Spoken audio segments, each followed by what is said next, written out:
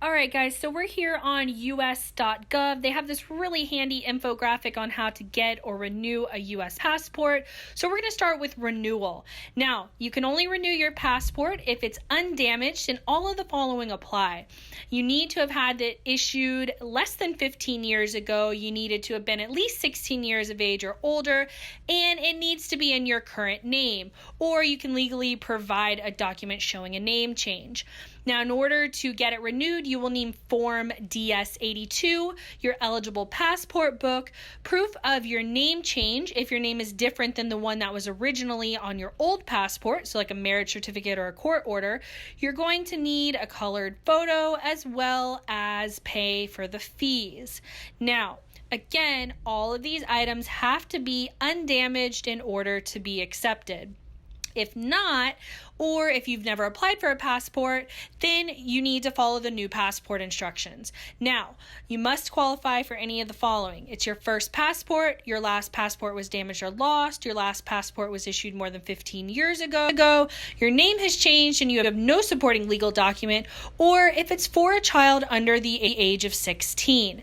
Now, to get a new passport, you must go to a local passport acceptance facility. So some of these facilities do require appointments, and many of them, if not most of them, do allow for you to take the photo there, but it does require a fee. So these passport acceptance facilities are places like the post office, the library, or your county court. It is a lot easier, in my opinion, to go to the post office if you live in a smaller town. But if you live in a larger town, your library is probably your most accessible place to get it done. Now, what you will need to provide in order to get a new passport is the following. You're going to need your DS documentation. You're going to need proof of your residency, so your birth certificate or your naturalization certificate. You're going to need a government issued ID, so your driver's license, military ID, state issued ID, something that has your photo and was issued by the government. You will also need a color passport photo. So this passport photo can again be done when you go to do your passport, or you can get it done at like CVS or Walgreens. And then of course you'll need to pay the fee. Now, if you're applying for a child passport, you're also going to need proof of relationship to the child, and both parents must be present. If both are not, then one of the absent parents needs to submit a consent form with the other parent present, vice versa. Or if a parent is no longer with you, then you need to have proof of that. So again, your DS-11 form, proof of citizenship, government issued ID, color passport photo, and the fees.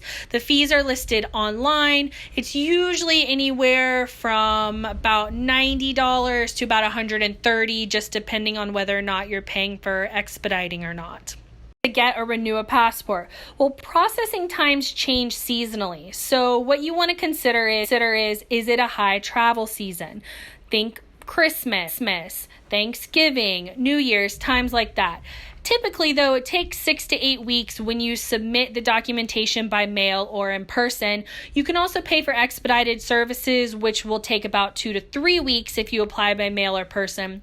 But in an emergency situation, or if you're traveling within 2 weeks, you can do the expedited service at an agency location. It will still take 8 days to get your passport, but it is considerably faster than going the traditional route. Now, in order to be able to make an appointment to get it expedited at an agency location, you must show proof of the emergency, or you must show proof of the upcoming travel that's happening within 2 weeks. There are only 26 regional passport agencies. Now, what that means is there is not one for every state. So it's very possible that you would have to make an appointment with an agency outside of your state. You have to have an appointment, and in order to get an appointment, you can either go online or you can call the National Passport Information Center at the number on your screen. Questions that people always have is, should I get a passport book or should I get a passport card? This is huge. Pay attention to this. It will save you money. A passport book is what you traditionally think of when you think of a passport. It is the actual book that is required for all international travel by air, by car, by boat. This is the be-all end-all of passports. You will not have any restrictions so long as you have the passport book. Now, you have an option to get a passport card. It is valid for international travel. It is only valid for land or sea travel. And it is only valid to Canada, Mexico, certain Caribbean islands, and Bermuda. It does cost less than a passport book, and it is significantly smaller. It's only wallet size, so it's about the size of your driver's license. But again, you cannot use a passport card to travel by air. Now, why is this a big deal? Especially if you're going on a cruise, right? Because it falls in the whole by sea travel. Fair enough? Except one thing. If something happens to you in Canada, in Mexico, in one of the Caribbean islands or Bermuda, you might have to fly home. This could be anything from the boat getting damaged and being unable to be in service to something as detrimental as emergency medical services that need to be provided, and you have to be helicoptered or flown back to the United States. It will take you longer. You will not get immediate access to going back to the United States if you have a passport card. You must have a passport book to travel by air. So if given the choice between a passport book and a passport card, I cannot stress this enough. Get a passport book.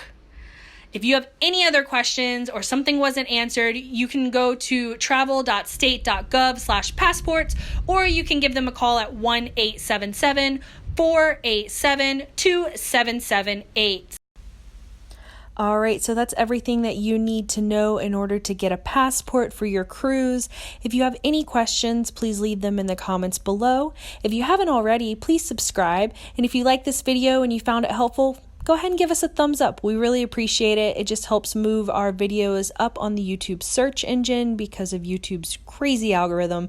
But we really do appreciate any thumbs up or comments down below. If you need any additional information, be sure to check out the U.S. government's website, or you can also check out your individual cruise line's website. They usually do have information regarding passport requirements. All right, guys. Well, we hope you really enjoyed this video, and we hope you have a great day.